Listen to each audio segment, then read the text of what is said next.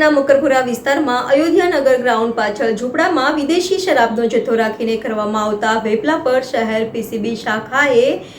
દરોડો પાડીને 54,000ની કિંમતનો શરાબનો જથ્થો ઝડપી પાડ્યો હતો, જ્યારે શરાબનું વેચાણ કરતા 2 આરોપીઓની ધરપકડ કરીને અન્ય 2ને વોન્ટેડ જાહેર કર્યા છે। પ્રાપ્ત માહિતી અનુસાર વડોદરા શહેર પીસીબી શાખાની ટીમને માહિતી મળી હતી કે મકરપુરા વિસ્તારમાં આવેલા અયોધ્યાનગર પાછળના ગ્રાઉન્ડમાં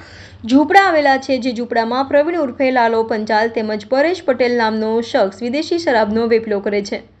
અને બંને સ્થળ પર જ હાજર છે। જે બાતમીના આધારે પીસીબીની ટીમે સ્થળ પર દરોડો પાડતા બંને આરોપીઓ સ્થળ પર આવી હતા। તેના કબજામાંથી વિવિધ બ્રાન્ડની 213 નંગ વિદેશી શરાબની બોટલો મળી આવી હતી, જ્યારે પીસીબી શાખાએ શરાબનો જથ્થો, એક મોબાઈલ ફોન તેમજ રોકડ રકમ કબજે લઈને આરોપી પ્રવીણ ઉર્ફે લાલો કાંતિભાઈ પંચાલ રહે B43 સોમનાથ નગર તરસાલી તેમજ પરેશ પટેલ રહે 183 હિંમતનગર તરસાલી બાયપાસ પાસેની ધરપકડ કરીને અન્ય 2 આરોપીઓને વોન્ટેડ જાહેર કર્યા છે।